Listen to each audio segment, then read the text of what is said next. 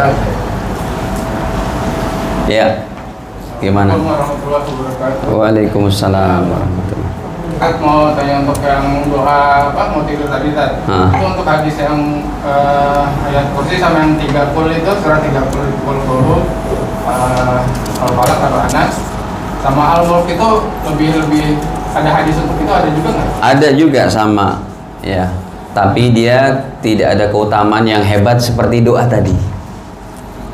Ya. Contohnya kalau ayat kursi itu Nabi katakan bacalah ayat kursi sekali, 2 kali, 3 kali. Kalau sekali terjaga dirimu, 2 kali terjaga keluargamu, 3 kali terjaga kampungmu. Ya, ya bagus juga sih. Tapi kalau baca Qul Falaq An-Nas itu keutamaannya Nabi cuma katakan bacalah itu sebelum tidur. Kemudian kalau Bismikallahumma amut wa ahya, ya baca aja doa itu. Tidak ada keutamaannya dari Nabi seperti pahalanya seperti apa, enggak ada. Kemudian kalau baca Subhanallah 33, Alhamdulillah 33, Allah Akbar 34 sebelum tidur. Jadi baca doa itu pun bukan habis sholat aja Pak. Sebelum tidur ada kesunahannya baca itu. Itu tujuannya kalau kita bangun capek banget badan kita, insya Allah bangun dalam keadaan fresh, dalam keadaan segar. Kayak ibu nih sibuk masak, nyuci, nyapu ya Bu ya. Nah kalau capek sebelum tidur baca itu. Itu permintaan daripada Bunda Fatimah. Ya Rasul, carikan saya pembantu dong, saya capek setiap hari. Kata Rasul, mau nggak aku ajarkan yang lebih baik dari itu? Apa? Sebelum kamu tidur bacalah Subhanallah 33, Alhamdulillah 33, Allah Akbar 34. Kamu bangun insya Allah badannya seger. Tapi kalau ini masalahnya ini dosa, diampuni, lebih hebat. Kalau kamu meninggal dunia dalam keadaan ini setelah berwudu dan baca doa tadi, kamu meninggal dalam keadaan fitrah. Ya masing-masing punya keutamaan sih. Cuma ini paling tidak ini jangan ditinggalkan. Baik. Ini ada kertas datang sendiri tadi. Ya. Oh ibu. Jika sedang dalam perjalanan jauh, bagaimanakah menjalankan amdan amalan sunnah kita yang sebelumnya sudah terbiasa dijalankan di rumah? Amalan sunnah.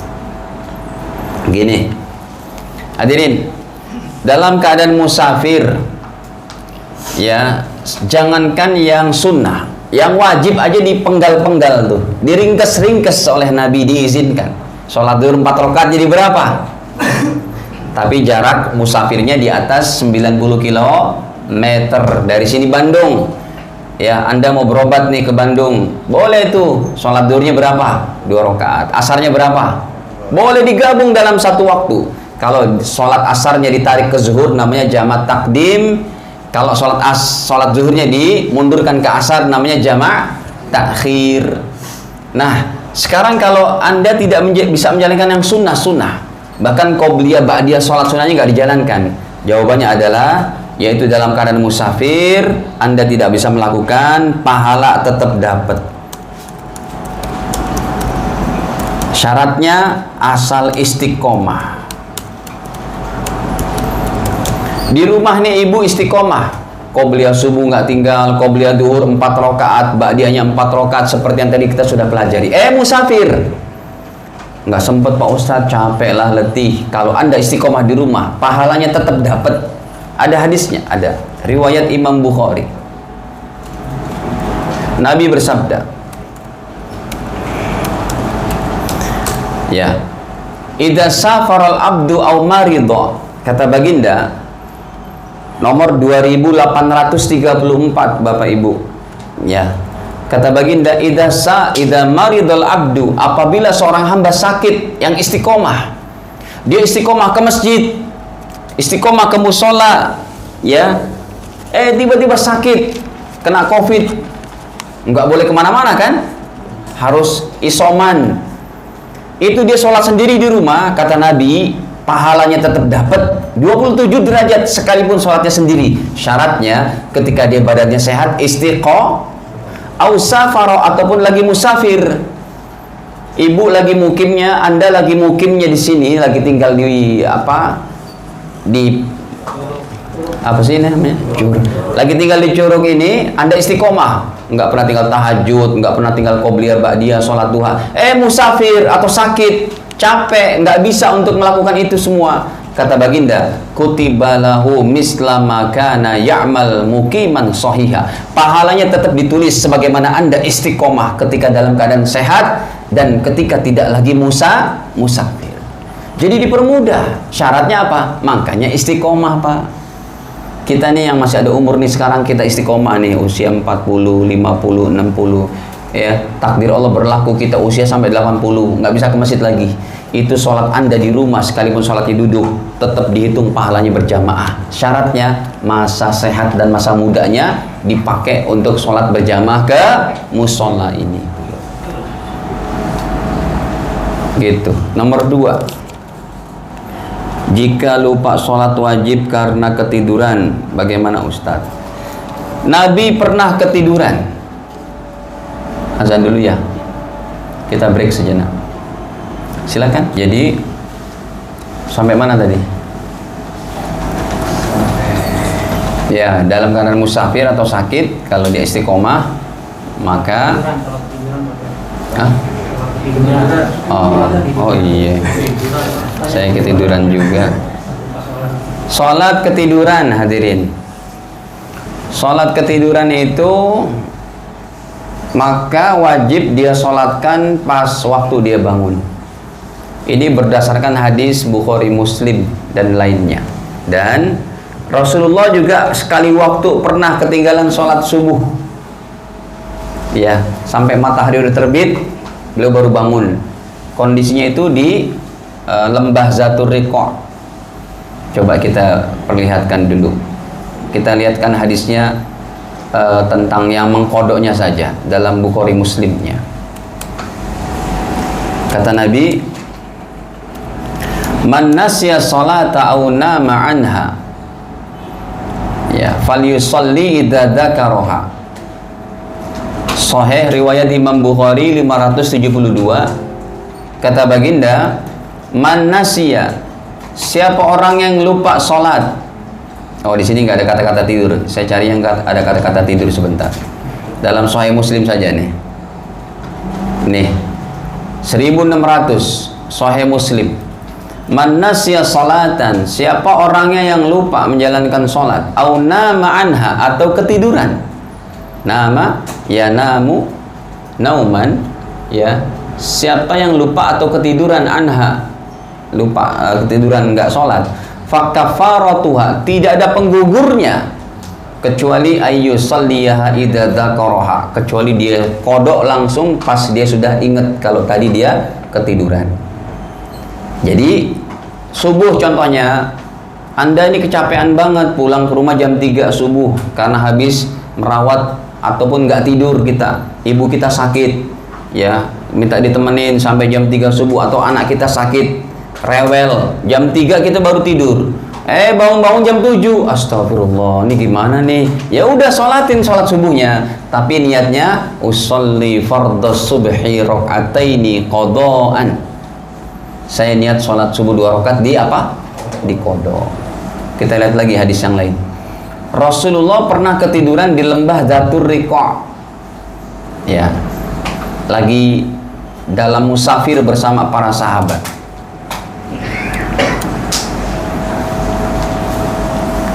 Ceritanya itu para sahabat minta kepada Nabi, ya Rasul, kami udah capek banget nih. Ya, sirna ma'an Nabi sallallahu alaihi wasallam. Kita pernah berjalan musafir malam hari bersama Nabi. Ya, musafir bersama baginda pada satu malam. Qala ba'dul qaum, sebagian sahabat bilang, lau arrasta bina ya Rasulullah, ya Rasul, bisa enggak kita istirahat ya Rasul, udah capek banget nih, jam 2 malam atau jam 3 malam nih subuh. Qal, Nabi bersabda, enggak apa-apa sih, tetapi akhafu an tanamu anis shalah, saya khawatir kita ketiduran, tanggung nih jam 3 subuh. Qala Bilal, Bilal maju ke depan. Bilal berkata, ya Rasul, ana uqidukum, enggak apa-apa ya Rasul, saya yang jaga deh. Siapa yang jaga? Akhirnya kata Nabi, betul nih. Iya. Rasul ambil posisi di satu pohon, namanya di lembah, Pak, di lembah Zatur Riqa. Sahabat-sahabat ambil posisi, ya. Bilal di tengah-tengah jaga. Namanya jaga masa itu Pak, nggak ada handphone. Kalau ada handphone enak, bisa lihat YouTube, bisa Facebookan gitu. Akhirnya dia jaga, yang lain pada tidur, keleyat sendirian. Kata Bilal, ana yang jaga. Baik, akhirnya fattaja'u, semua tidur. Wa asnada Bilal zahrahu, Bilal pun sendirian akhirnya ya, dia sandarkan ke ontaknya nih, ontaknya kan kudanya lagi duduk, dia sandarkan gitu, saya sambil ini sandaran begini, ketiduran dia juga. Faghalabathu aina, si Bilal ketiduran, fanama, tidur dia. Fastaiqadhan Nabi, orang pertama yang bangun tidur adalah Nabi sallallahu alaihi wasallam. Waqad ittala'a, sungguh matahari sudah terbit, hajibah syamsi, yaitu sepenggalan tombak sudah, matahari sudah terbit. Rasul bangun, astagfirullah, mana si Bilal nih? Katanya janji mau bangunin. Makanya yang dimarahin pertama kali siapa? Kata Rasul, ya Bilal aina maqulta, Bilal, mana tadi yang kamu bilang tuh mau bangunin? Bilal pun berkata, ma alqaitu alayya naumatan misliha qattu, ya Rasul, ternyata saya juga ngantuk banget, ketiduran. Ini sudah terbit matahari. Kemudian Nabi bersabda, innallaha qabadu arwahukum, sesungguhnya Allah Ta'ala menggenggam nyawa-nyawa kalian hina sya, ketika Allah kehendaki. Jadi ketika kita tidur, itu nyawa kita dipegang oleh Allah. Waraddaha alaikum, kalau kita bangun berarti nyawa kita dikembalikan oleh Allah. Makanya doa bangun tidur apa? Alhamdulillahilladzi ahyana, segala puji bagi Allah yang telah menghidupkan kami kembali, ba'da ma amatana, setelah mematikan kita. Karena memang tidur adalah mati semen. Jadi orang setiap yang tidur itu nyawanya langsung dipegang oleh Allah Ta'ala. Ya, akhirnya kalau Allah berkehendak, Allah kembalikan nyawanya kepada kalian. Ya, kemudian Nabi berkata, ya Bilal, Bilal, qum, bangun kamu, fa'adzin bin nas bis shalah, kumandangkan azan. Padahal sudah jam 7 pagi, tetap sunnah kumandang azan. Bilal azan tuh, Allahu akbar, Allah. Habis azan, qobliyah dulu semuanya, dikodok. Habis itu sholat subuh berjamaah, dikodok juga. Gitu ya Bu, jawabannya. Jadi kalau tidur jangan nggak sholat, udahlah gratis, free, enak aja. Nggak ada yang namanya sholat itu free, kecuali kalau akal kita sudah tidak bisa komunikasi. Dah. Ada yang lain sebelum kita tutup? Silakan. Iya Ibu. Ini ibu-ibu banyak yang bertanya.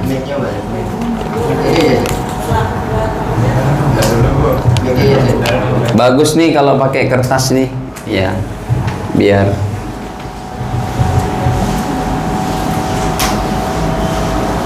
emang ya silakan. Kesiangannya boleh berlaku buat manusia nggak, Pak? Kalau misalnya kita sekali-kali kesiangan, itu gimana?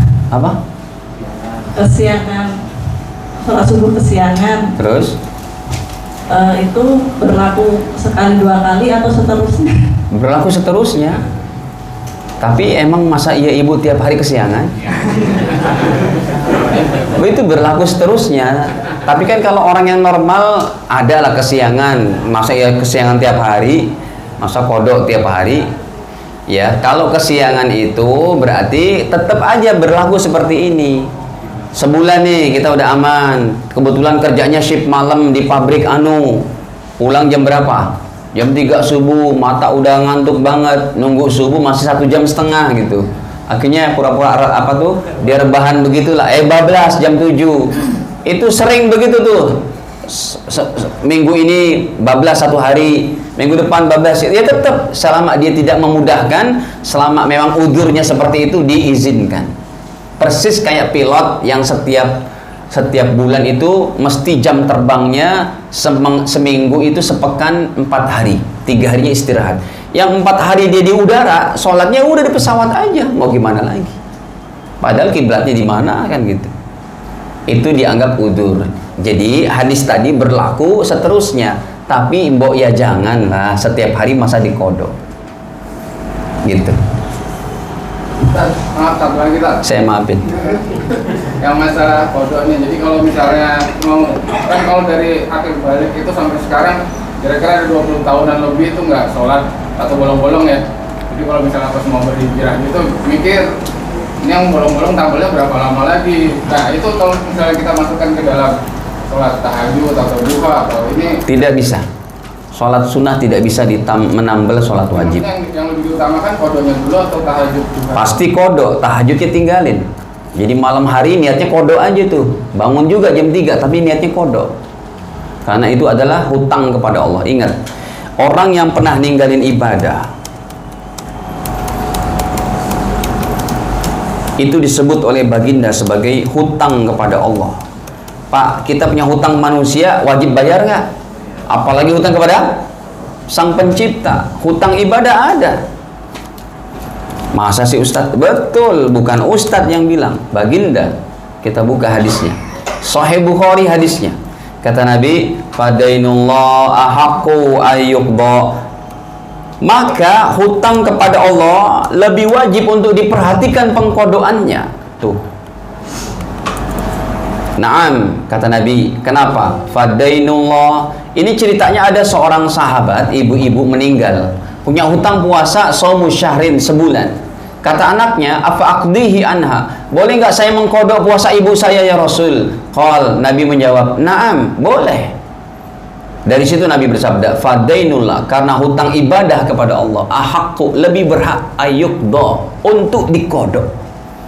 Jadi siapa yang punya hutang 20 tahun lalu nggak pernah sholat, sekarang baru berhijrah, baru bertobat, tinggalkan sholat-sholat sunnahnya, sibukkan dengan pembayaran hutang. Setiap hari dicatat, ini tahun 1990, dicatat ya. Jadi cara sholat, cara membayar hutangnya, habis subuh, sholat kodok subuh, atau sebelum subuh, tinggalkan qobliyahnya dulu. Nggak berlaku lagi qobliyah itu selama dia masih punya hutang. Qobliyah subuh, sebelum sholat subuh dia kodok sholat subuhnya dulu. Sebelum zuhur kodok sholat zuhurnya. Sebelum asar kodok dulu asarnya. Sebelum maghrib kodok dulu. Ya, orang-orang sholat sunnah, Anda sholat apa? Kodok saja. Begitu terus sampai hitungan, yaitu 20 tahun. Dan dicatat, ya, dicatat, ya, menurut menurut seingatnya, menurut ingatannya begitu. Kira-kira saya berapa tahun dulu ya kuliah nggak sholat itu? Ya 4 semester apa 3 semester? Udahlah 4 semester, ambil 4 semester. Karena kalau sholat kita 4 semester ternyata di akhirat dihitungnya cuma 3 semester, yang 1 semester jadi pahala sunnah. Bisa dipaham?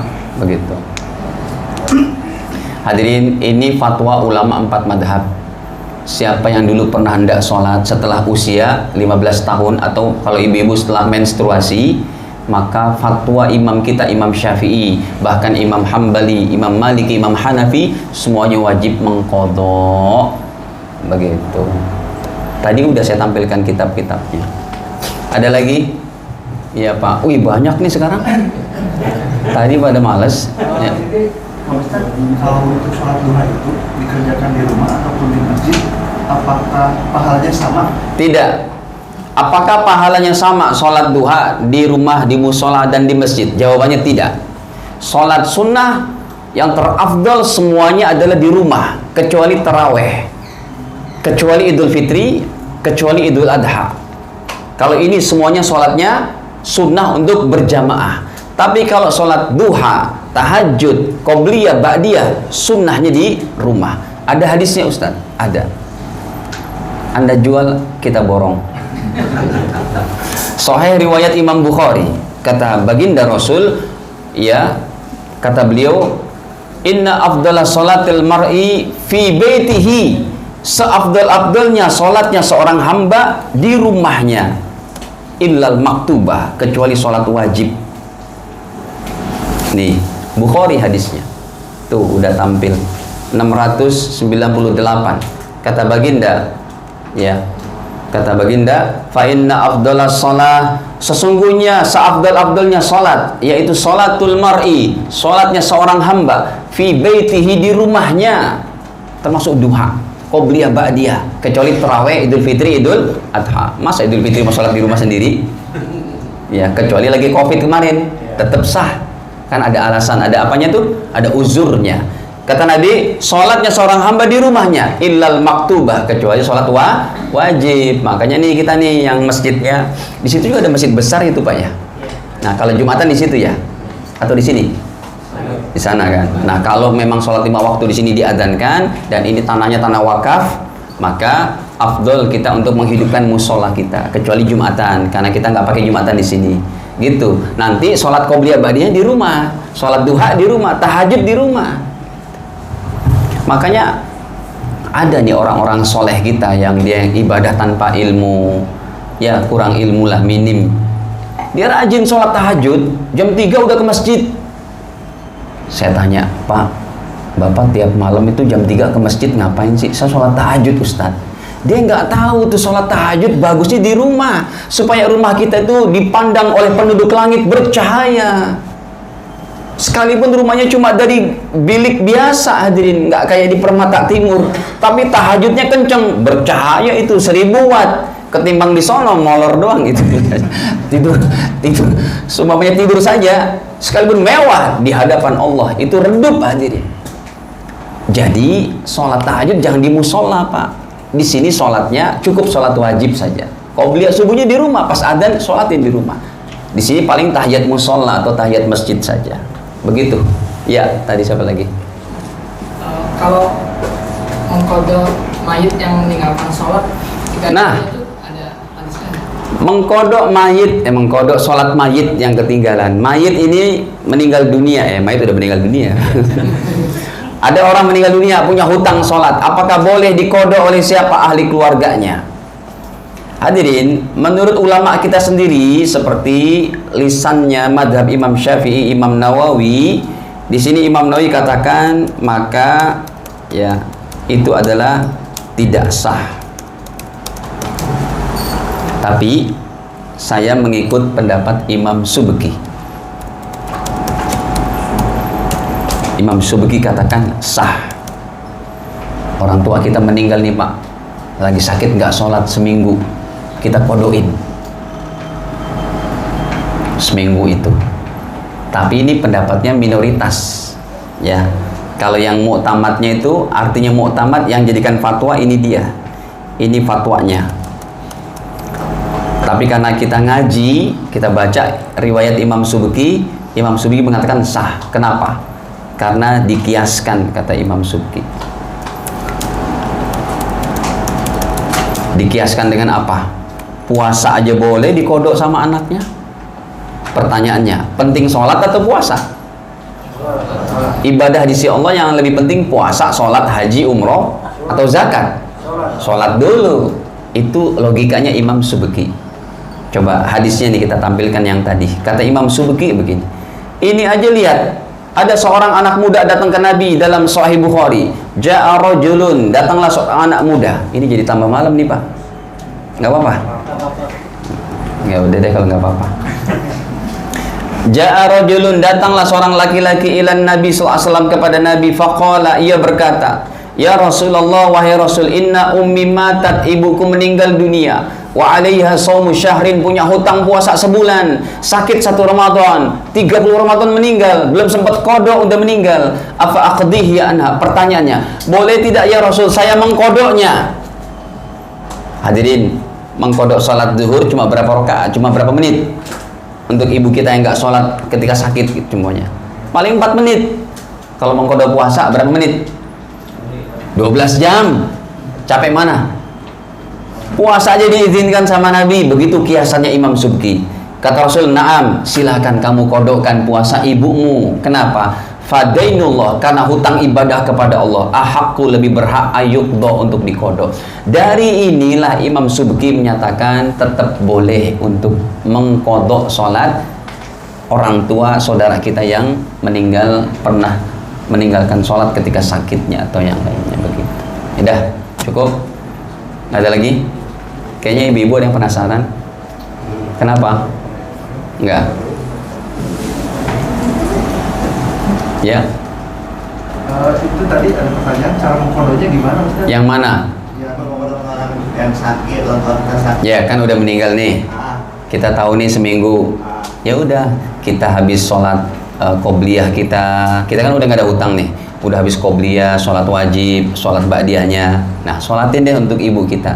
Subuhnya 2 rakaat, zuhurnya 4 rakaat, asar 4 rakaat, selama sepekan. Ya, selama sebanyak dia meninggalkan itu. Ingat, ini fatwanya fatwa minoritas. Silakan kalau mau melakukan, kita taklid ikut kepada Imam Subki. Begitu. Wallahu a'lam bishawab. Cukup. Ya. Iya.